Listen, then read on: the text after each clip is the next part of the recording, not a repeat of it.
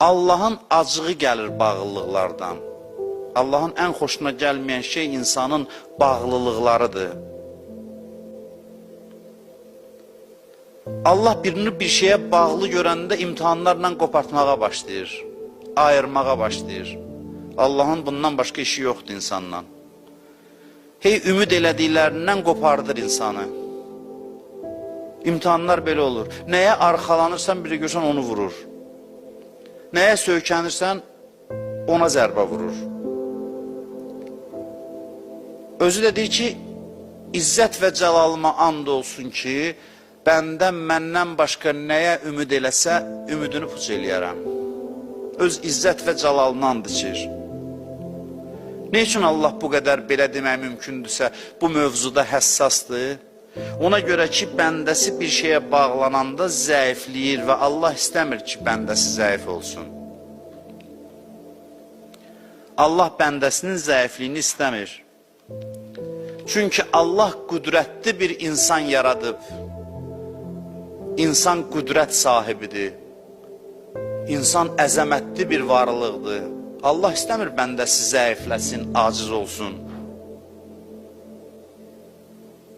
İstəyir ki, bəndəsi qüdrət sahibi olsun, qüdrətli olsun.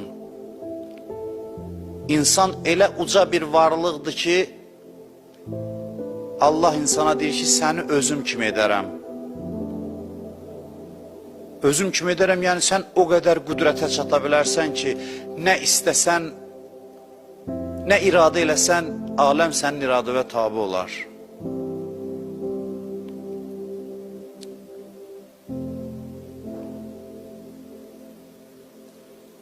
İnsan asıllıqlardan qopduqda bir qüdrət nöqtəsinə bağlanır. Allah insanı belə yaradıb ki, insan bir nöqtəyə bağlanmalıdır. Ruh 50 dənə yerə parçalandısa, ruh zəifləyir.